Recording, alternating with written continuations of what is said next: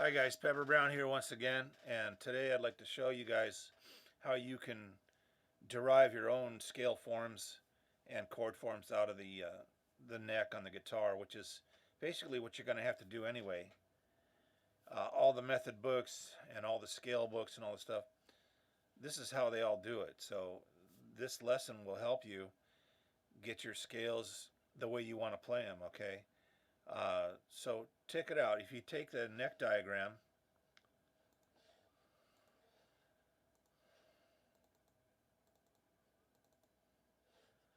here's what you got to do. You get a neck diagram like that. You can download these off my website, and then you map out the major scale. Now, if you don't know the major scale, you have to go back and learn that. This is expecting certain knowledge out of you guys already before you can start doing this. So if you have a major scale, let's say G major,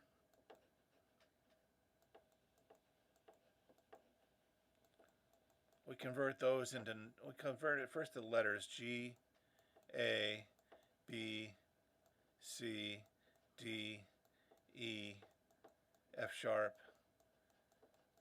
and G. Okay, that's the base knowledge that you have to do this video. If you don't know this, you're in the wrong place. So go back and learn your major scales. So let's convert these to numbers. So we got 1, 2, 3, 4, 5, 6, 7, 1. Okay. Now you map them out on the neck. So here's G, that's 1, 2, and then position here is for the third note, 4, 5, 6, 7, 1, 2, 3, 4, 5, 6, 7, 1, 2. Okay. And there's also a 7 right here. However, for the last 30 or 40 years, people who start playing the scale on the 7, what that does is it tricks your ear into thinking that it starts on an F sharp instead of a G.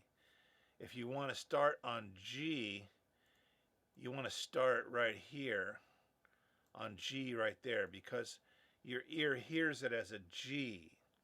Here's that as a G, not an F sharp scale. So I always stress that to students. When you're learning this, start on G and end on G. And then people who play F sharp, that can trick the untrained ear. So you guys are learning this, so my recommendation is to start on G and end on G. That 7 is there, so you can play it, but come back. When you go down to 7, come back from 7 and land on G. That way your ear hears a G as the tonic. So G is the tonic in this scale. So you're trying to establish that as the tonic or the key area. So start on G and end on G. If you start on G and you come back and you end on F sharp, that throws you off if you don't have trained ears. If you have trained ears, then you can go back to G. But if you land on F sharp, it's going to sound like what's called an F sharp Locrian mode, which is something we're not going to get into today. Anyway, so there's the scale. So now from there, we've got our triad, right? Our triad is what? 1, 3, 5, right?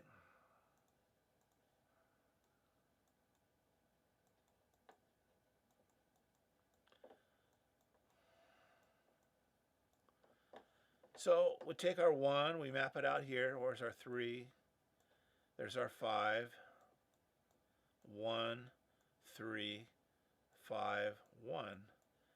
So if you play that in a row, first of all, you have this bar chord here. There's a bar chord you can play, the G major bar chord. However, you'll notice that the 3 and the 5 are on the same string, right? Well, you can't play those at the same time, can you? Because if you play the 3, that 5 will cancel that out. And if you play the 5, you can't play that 3. So you have to choose what kind of chord you're going to play here. So in other words, if you're going to play a chord, you're going to have a combination of 1, 3, 5 right there. 1, 3, 5 right there, right? 1, 3, 5 right there. Or you could double it and have a 1, 3, 5, 1. Those are all playable. Or you could play 5, 1, 3 right there. Or you could double it, a 5, 1, 3, 5 there. Or you could play a 1, 5, 3 if you just want to play the triad right there. Or you could play a 5, 3, 1. So you're skipping the B string and you're skipping the D string. So how do you play that? You don't strum it. You got to use your right hand and pluck the strings, right? Don't just strum all 6 strings. So you're just going to pluck those 3 strings if you want to hit that chord. Now, why would you do that? Well, this has a different sound, a lighter sound than the full bar chord. All right.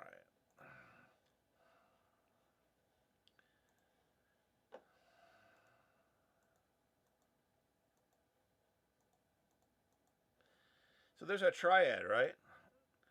Okay, so there's our major triad. Now, we could go in a couple different directions. We could stay with triads and then go through the different kinds of triads and then modify the arpeggio over here. Now, I want to talk about the arpeggio. If you play these notes one at a time like this, 1, 3, 5, and then go to 1, 3, 5, 1. You play it like that. 1, 3, 5, 1, 3, 5, 1. That's how you play the arpeggio. An arpeggio is a chord played one note at a time, sequentially. So if you play the arpeggio, you're playing 1, 3, 5, 1, 3, 5, 1, just like that, see? So that's where we get our arpeggio, is from these notes in our entire scale pattern. Okay? So we have our arpeggios 1, 3, 5, 1, 3, 5, 1. Now again, I said you could go in a couple different directions. You could go and you could map out all the different types of triads. So 1, 3, 5 is major, right? Okay. Who knows what minor is? Minor is 1, flat 3, 5, right? And then we have augmented 1, 3, sharp 5. And then we have diminished 1, flat 3, flat 5. And then we have, let's use red, sus4, 1, 4, 5. Those are the base triads for most music for the past 400 years, is from about 1620 on, 1615. Triads, 3-note chords, 1, 3, 5.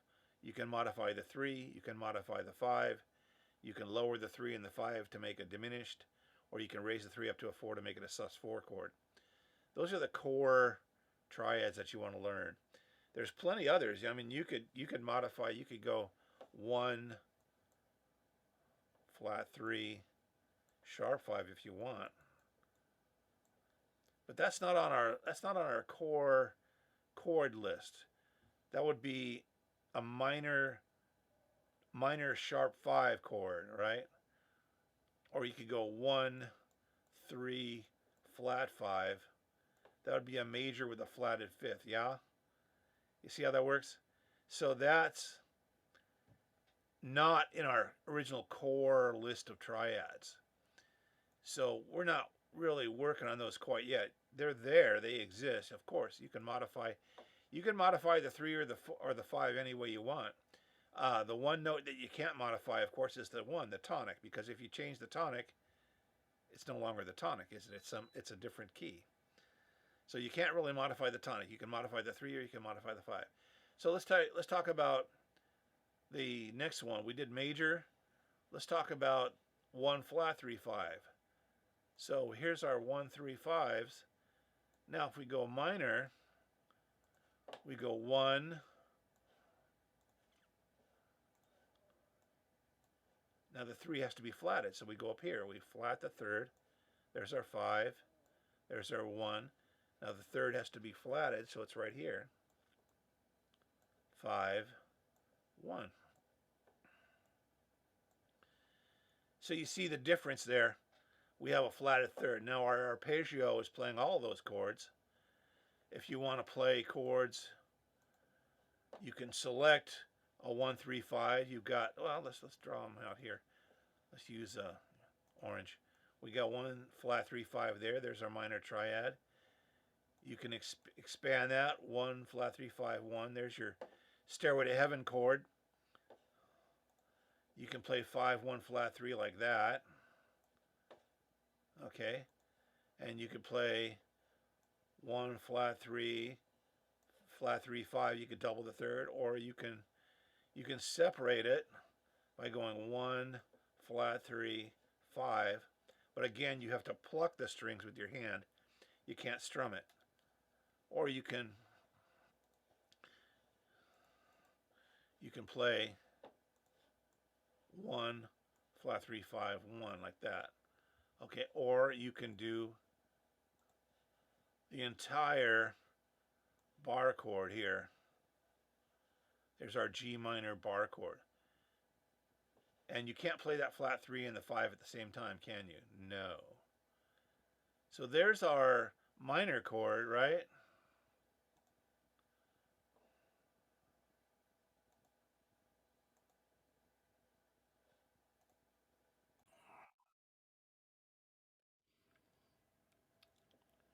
Okay, so those are all the minor arpeggio tones and chord tones. Now you go to the next one.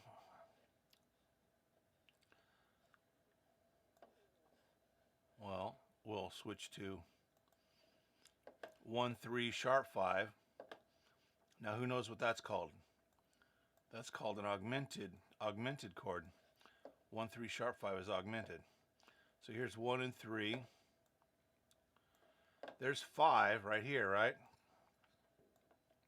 But we don't want that. We want to sharp the 5. So we're going to put that, instead of here, we're going to put it here.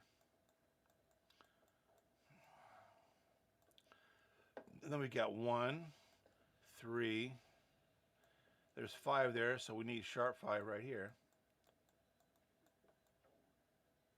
And then 1. And a lot of guys like to do this 3 that's up here because you can reach it. But there it is. That's your augmented. And then you can see your augmented chords. You got 1 shape here, right? You got 1 shape here. You got the entire 4 strings here.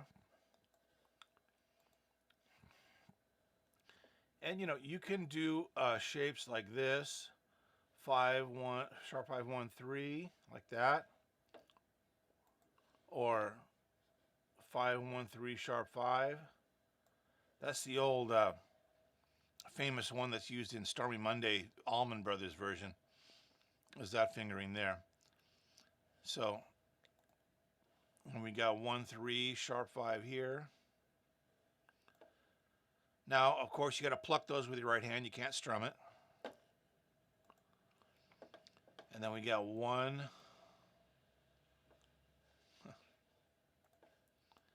1 sharp 5, 1, 3.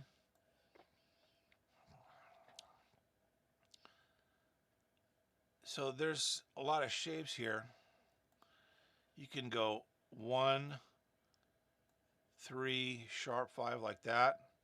So you're playing every other string, which you have to pluck with your right hand. You can't strum it. So you see that the chords are all right where you have them in the scale pattern. So we take the major scale, we made our major arpeggios, then we modified it to make our minor, then we modify the major arpeggio again to make a augmented arpeggio, and then the chords are in there. You know, you can, here's a popular one, just 1, 3 sharp 5 like that. So you can map them out all on your own. You don't need to buy a chord book without any explanation on where these guys get this stuff. All these guys just do this. They map out the scale and they find the chords in there. Okay.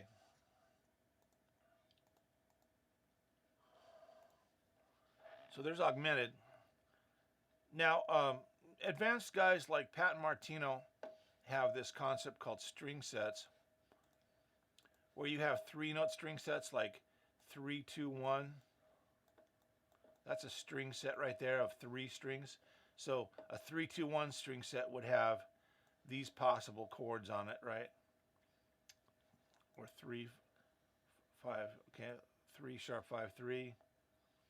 So those 2 chords would be on the 3, 2, 1 string set, right? And you have, whoop, and you have the next 3-note string set would be the 4, a 4, 3, 2 string set, right? So it would be this chord right here, this chord right here, and in that position, those would be the notes available there for a 4, 3, 2 string set. And then you'd have your 5, 4, 3 string set, right? So then you'd have this chord here, this chord here. So that's if you're following the string sets, which is a logical way to do it. Pat Martino has invented that idea, as far as I know, of string set locations. Now, I have these mapped out for you guys already. It's pretty easy. You just go to my website here.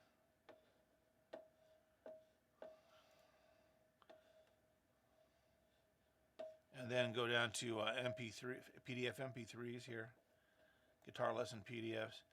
Go all the way down here. Important worksheets. Here's a string set worksheet. And they're all mapped out right there, see?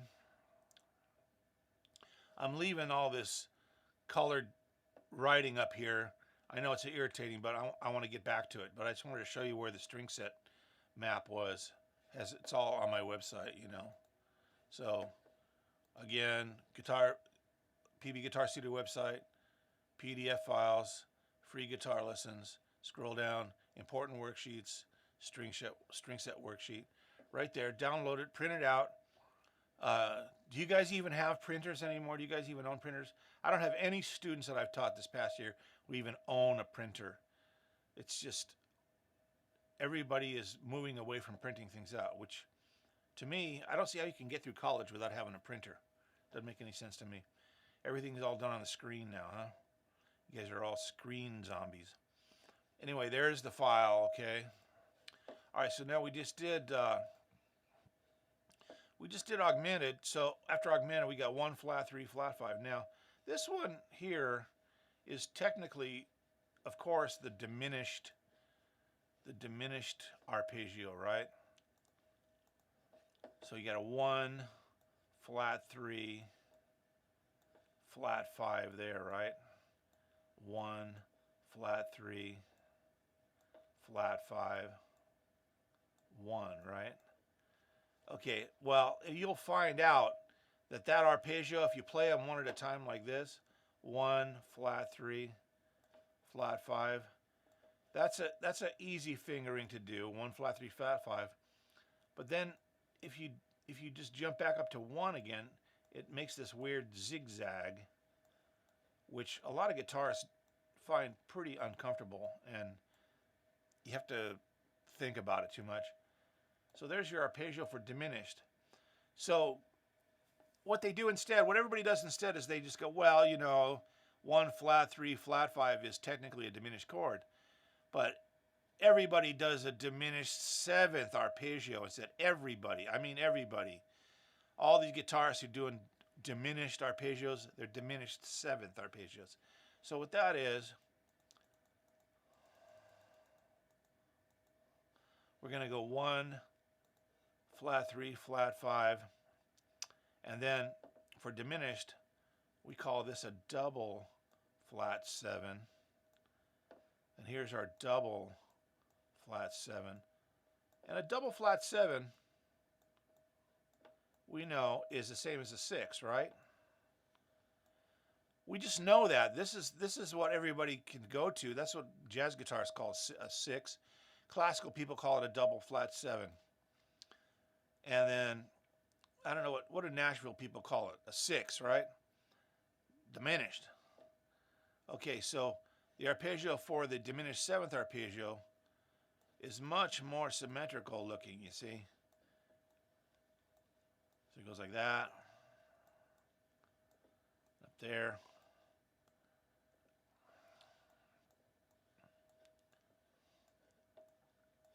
So there you go. Now that really, obviously, it looks like hell. So here's what I'm going to do. Instead of drawing it all out with squiggly numbers that are hard to draw with a mouse, here's what I'm going to do. I'm just going to go with the circles, and I'm going to use black. So here's 1, flat 3, flat 5, double flat 7, 1, flat 3, flat 5, double flat 7, 1. Now when you play that, you're going to go like this, right?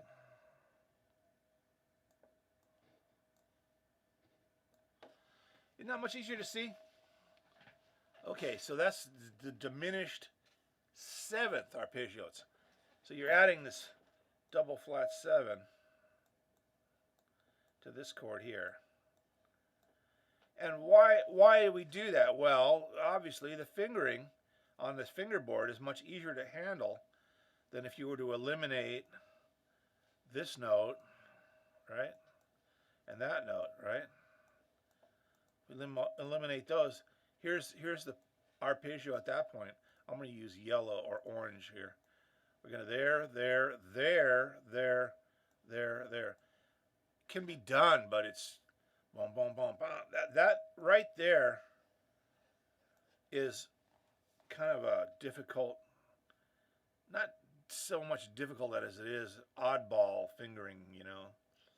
Much easier to use a diminished 7th chord than a diminished triad arpeggio. So you can find this out on your own by playing them, okay? And you'll see right away.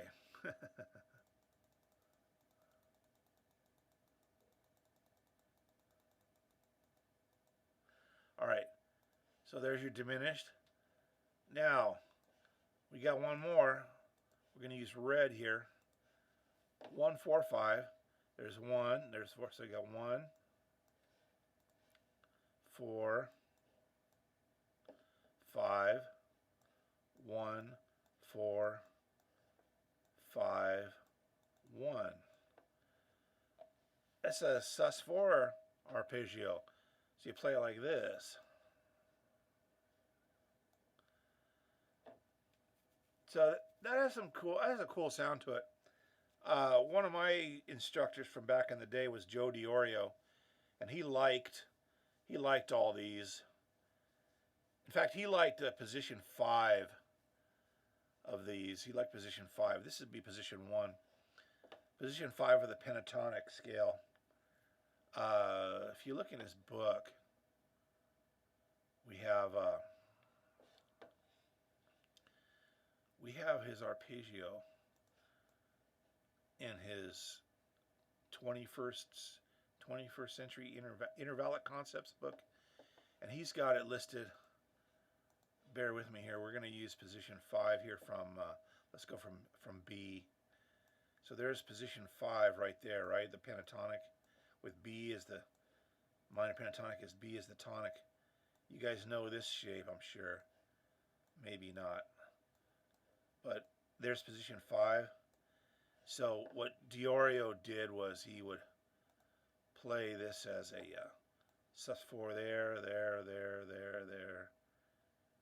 and then boom, boom. So that would be the arpeggio that he had in his book, eliminating those. And that sounds really cool if you get it down. And then you could, and he had different positions available for that. But anyway, that's the sus4. The sus4 is 1, 4, 5. Excuse me, sorry, my bad. Isn't that what you guys like to say these days? My bad. Anybody ever say my good? 1, 4, 5. Yeah, much better. 1, 4, 5, 1. So what chords have we got there? Well, we got this one. It's kind of a 3-string little, kind of a Genesis style. What's that guy's name? Steve Hackett chord, right? Steve Hackett. Steve Howe was in Yes. Steve Hackett was in Genesis. Then we have this one here. That was very popular shape in rock music in the 70s. Was that sus4 shape there? And then you have that one there. I just saw a video of Alex Lifeson doing that one, and he was showing some songs, and he had that chord shape he was playing. That's a sus4. And then you have this one here. I think, no, that's the one Lifeson was playing, that one there. And then that's a good shape. Now you have a chord that's this one here. 1, 5, 1, 4 right there. And that's the chord in Smells Like Teen Spirit.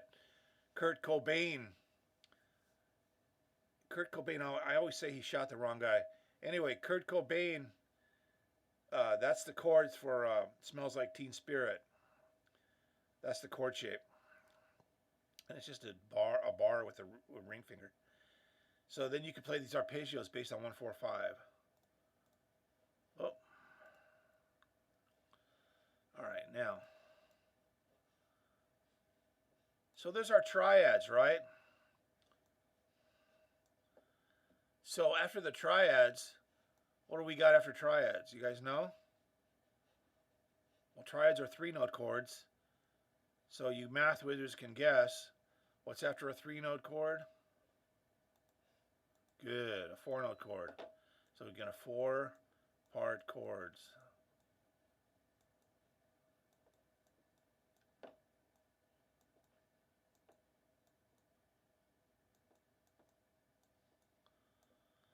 Okay, this opens up to a much larger list. And then you have a lot more possibilities. You can have root 3rd, 5th, and 7th, right? So we have 1, 3, 5, 7. Then you could take 1, 3, 5, and make that a flat 7. Or you can go 1, 3, 5, and make that a 6. And then a more obscure chord would be a 1, 3, 5, flat 6. So that flat 6, that's a half step above the 5. So you got to be careful how you're using it. It's a cool sound, especially if you're using a flat 3 there, a flat 3 and a flat 6. That's a really kind of a dark sort of Jimmy Page, Aleister Crowley sound. But anyway, for this discussion, we'll just stick with those permutations. 1, 3, 5, 7, 1, 3, 5, flat 7. Okay, so you can see what we did here is we're modifying the ones furthest to the, we're modifying the ones in this column here, furthest to the right. Now, if you want to keep going with that, you can take 1, 3, 5, 7, right? And then you can modify the ones in the second to the last column. 1, 3, flat 5, 7, or 1, 3, sharp 5, 7, And that's about it with the 5, right? The 5, you could do that to the 5. You could sharp the 5 or flat the 5. You could double flat the 5, but that turns it into a 4, doesn't it? So that's an irrelevancy or redundancy. Okay, so those are the first 2 things you can do. And then the next column would be the 3 column, right? So you could take a 1, 3, 5, 7, and go 1, flat 3, 5, 7, and then 1. What do we sharp the 3? A sharp 3 is the same as a 4, right? So there's your sus4. So that's what you can do to the 3 there, right?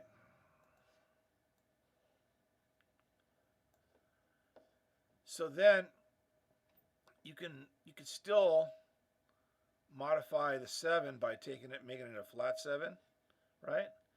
So you can make those a flat 7, or you can take it into a 6. You can make those a 1, 3, 5, 6, 1, 3 flat 5, 6, 1, 3 sharp 5, 6, or you can make it a flat 6, right? Or you could take the minor third, the 1, 3, 1 flat 3, 5, 7. You could go 1 flat 3, 5, flat 7, or you could go 1 flat 3, 5, what? 6, right? Go 6, or flat 6, right?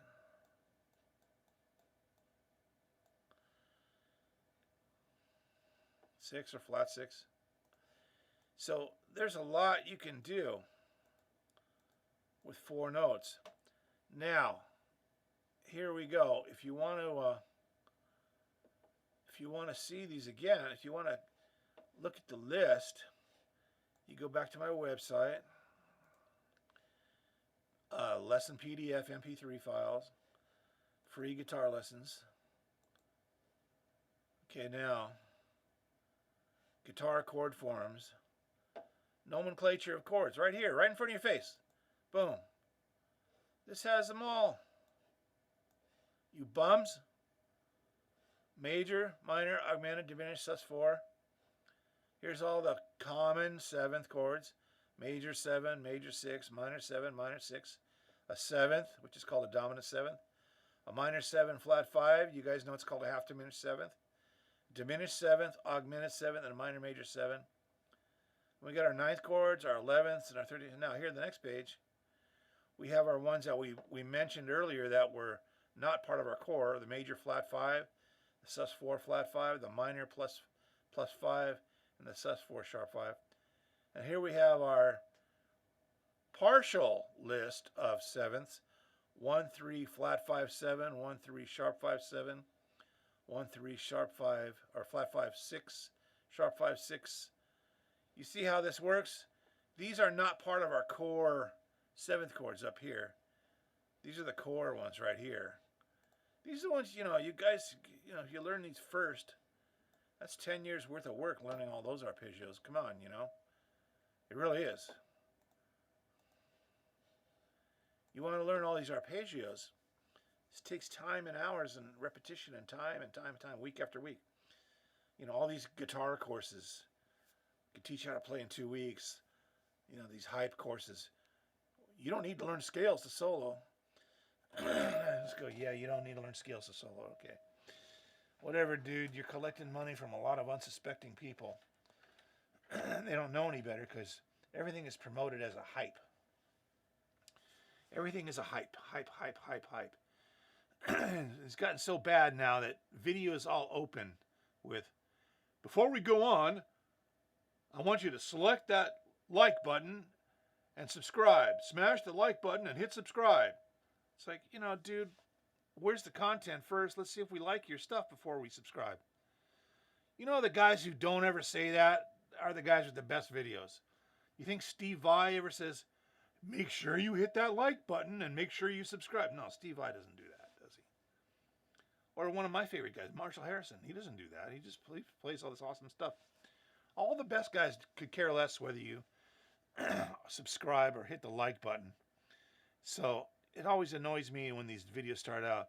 make sure you hit the like button and make sure you subscribe. So, you know, I don't want to use the F word today, but you know what I'm saying. All right, you guys. So here it is. Nomenclature of chords. It's all the formulas are done for you right here, you know. So, you know, you've got the nomenclature of chords. And what do we do? The string set worksheet.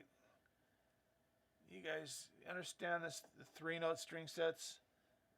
And I've done all the work for you. All these ones in the boxes here are the most popular ones, yeah? Okay. So, and then you've got a two strings right here. But these are not chords, they're just intervals. So those are the possibilities of 2 strings on a 6-string guitar. Okay. So of these string sets, you know, the 4-note string sets are the jazz guitarist's bread and butter. You know, there's a guitarist you guys should look up named Tal Farlow. He would play chords on those all the time. And then these. Okay. Now, why? Because you play a 4-note chord on the top 4 strings and you could change the bass. He changed the bass note with his thumb. So he had these huge, gigantic hands, and he would play bass notes with his thumb and the chord with the other fingers. So he could change the bass note whichever direction he wanted to go. And that was his style. Just the huge grab chords, the Tal Farlow grab chords, which are just fantastic sounding chords. I mean, really. And then you have your triads over here. And you have these adjacent string sets, 6-5-4, 5-4-3, and 3-2-1. Those are called adjacent string sets. Okay? And then the rest are non-adjacent, right?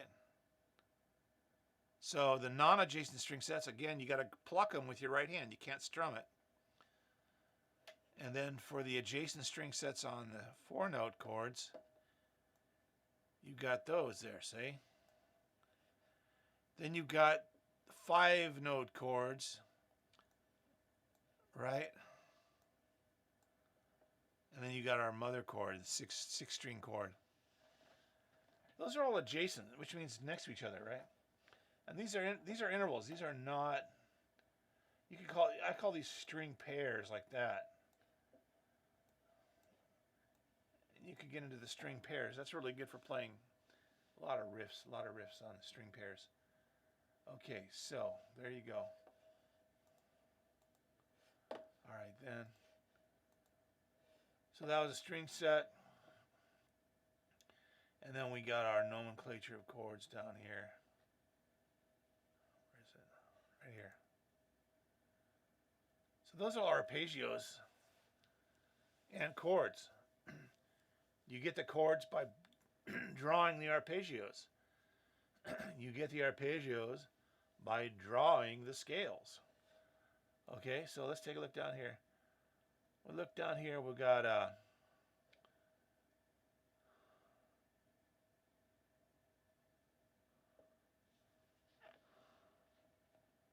we want a large one. That's a good one there. So there's our major scale position 1, right? Let's make that bigger. Okay, now you guys can see that okay. So here's our scale. These are our scale tones, right? So if you know how to map these out in the neck, you have to map them out. And then 1, 3, 5, right? 1, 3, 5, 1. That's our arpeggio right there, see? Right here, 1, 3, 5, 1, 3, 5, 1. Okay. Now, how many chords can you find in there? Well, do you want to start with string sets? Okay, let's do the 3-2-1 string set, right? Just a 3-note string set. Well, we got those. And what else is in that position? We got a 3 up here. You could do that chord. That would be omitting the tonic out of the chord. But sometimes you could do that because you have other players that you're playing with. You know, you might have another guitar player, keyboard player, or if your bass player is playing a low tonic on the bass, you don't need to add another one on the top. You could substitute with a 3. All right. So you've got this chord here. You got that chord there. You see how this works? You find chords. So here's 3, 5, and 1. There's one chord there. 1, 3, 5, 1. Well, there's our G chord. Now these happen to be open strings as a D, G, B. You can include those because they are part of the chord, but only in the key of G there. If you move it up a half step, you're screwed. All right, so then you got 1, 3, 5, 1, 3, 5, 1. Okay. How about 5, 3, 1, like that?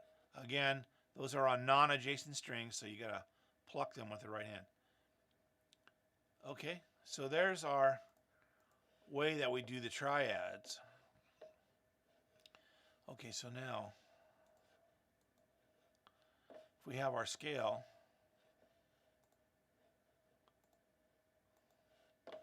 one, oh, let me use black. Yeah, 1, 2, 3, 4, 5, 6, 7, 1, 2,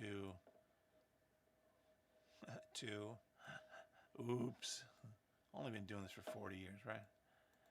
3, 4, 5, 6, 7, 1, 2. There's a 7 down there as well, right? All right, so what's the major 7?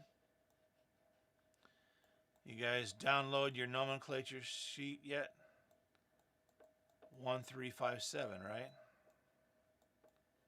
So here's 1, 3, 5, 7, 1, 3, 5, 7. So those are our, and there's 1 there too, right?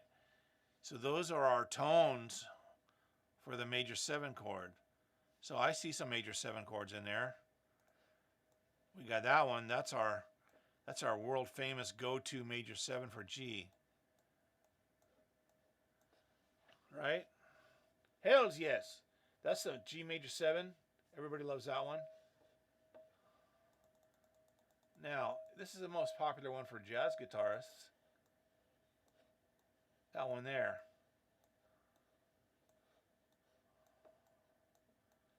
And that one, you know, everybody who does that one always, they don't understand that these 2 notes are only 1 fret apart. They're not 2 frets apart. So I've dealt thousands and thousands of students who always move the fingers up here instead. You got to really pay attention. This is only 1 fret above there. So there's that chord there. That's a very famous major 7 chord. Then we've got, this is a nice one because it's a root and 5th. That's a very strong sound. Then you got 7 and 3 here. That's a nice chord there because it's a bassy sounding chord, but that root and 5th together, that perfect 5th, make it sound very smooth. Now you could also do it like this. You can go 1, 3, 7, and you got a 5 up here. So you're skipping that string. Again, you have to pluck it with the right hand, right? Okay. So make your own chord books. You try to map out the scales, man. You got to map it out, dude. Map out the scales and then circle the chord tones. Now, what if I want a minor? What if I want a dominant 7? Let's use green. A dominant 7. Remember? Do you guys remember the formula for a dominant 7? 1, 3, 5, what? Flat 7, right? So all these 7s got to be flatted, right? So we're going to take our 7s and we're going to make them, let's use black again. We'll make a flat 7. Okay, so there's our flat 7. You got one up here too you can use, but these two are the same note. So you got to take your pick when you're making a chord out of it. You can adjust to whatever fingering you want. Okay, so 1, 3, 5, flat 7, 1, 3, 5, flat 7, 1. There's your arpeggio. Well, let's take a look at some of these go-to jazz chords. Here's a go-to dominant chord for all jazz guitarists. Fingering is 1, 2, 3, 4, like that. So it's 1, 2, 3, 4.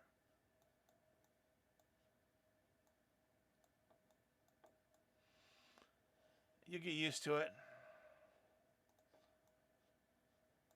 Okay, there's that one. And then, you know, a lot of guys will just do this bar chord, you know, like this chord, this note, that, that, and bar that.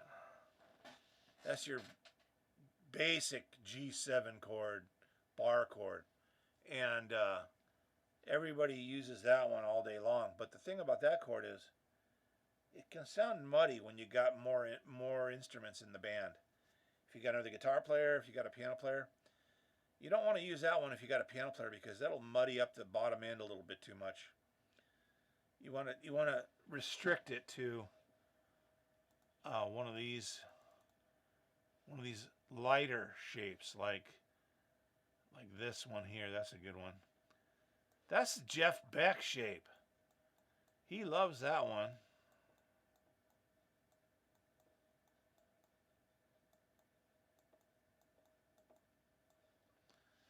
He loves that for a 7th chord because it's a 3-finger chord. And that's the shape he uses all the time. Now, he doesn't play this. Why?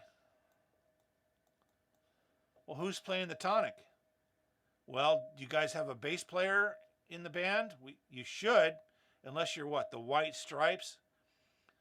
So, the White Stripes don't have a bass player, which, I don't know, Jack White, genius guy that he is, I wonder if that was just a marketing ploy in there early on to get him out in front of the public. Anyway, the tonic, you could play the tonic, but if you have another instrument in the band, especially a bass player, let the bass player play the tonic. You know, let the bass player play the tonic and you play the upper note. It spreads out the chord between the two instruments. It sounds more full when you do that too. And the bar chord it's okay, it just muddies up the stuff. Okay, so there's a 1 3, there's a 5 3 flat 7 there.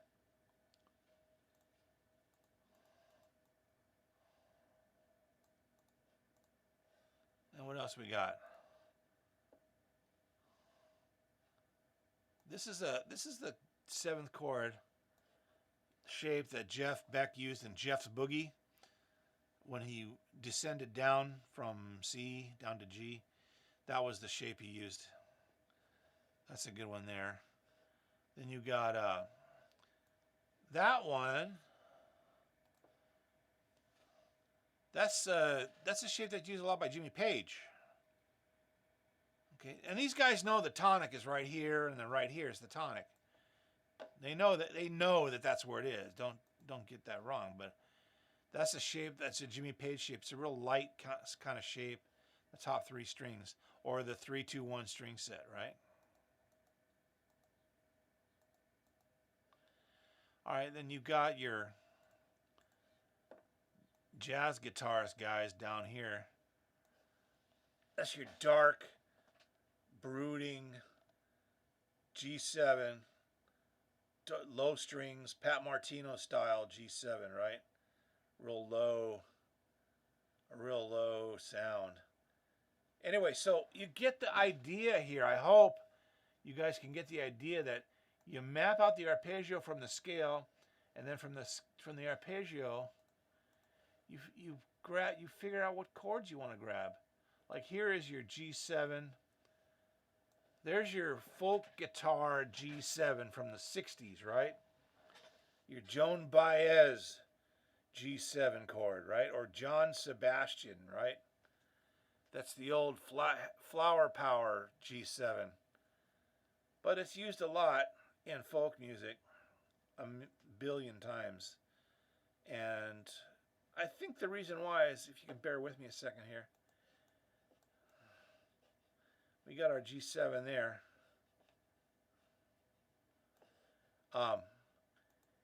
This is the folk G7 was always this one, right? And the reason for that is because if you went from G7, you want to go to C7 or C. Here's C right here. There's G7, C, and then F is right here.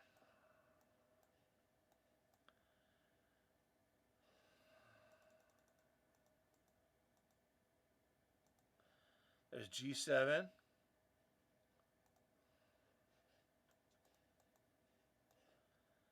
You got C. See your hands at the same angle. And then you got F.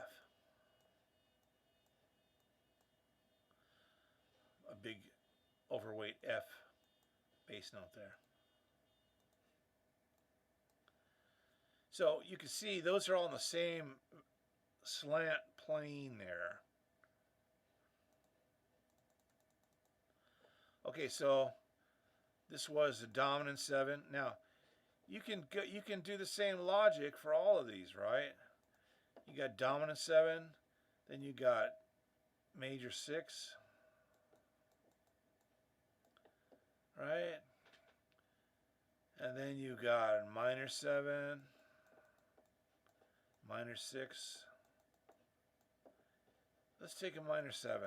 1, flat 3, 5. No. 5, yeah.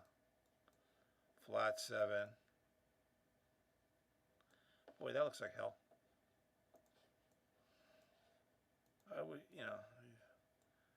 There's a flat 7. 1, 3, 5, flat 7, 1. There's your minor 7th. So that's your arpeggio. So what kind of chords can you make there? I got one note wrong there. Flat 3. I've only been doing this for 40 years. You have to pardon my slowness. Okay, so we got a minor 7, and you can see the chords that you can map out pretty easily, right? You guys can figure these out. There's one there, right?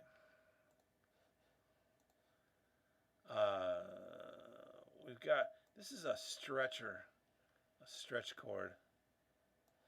Kind of pre-Holdsworth stretch. Not quite Holdsworth stretching, but it does take a little bit of a stretch. Okay, and then all these chord shapes you could find in there. You know, you've got 1, flat 3, flat 7, 5. You can play those as plucked, or if you include this as a double, you can play those all connected together as a chord. Strum it. Don't play this at the top if you're only playing those 5. Okay, so there's minor 7, minor 6. This is how you do all your arpeggios, folks.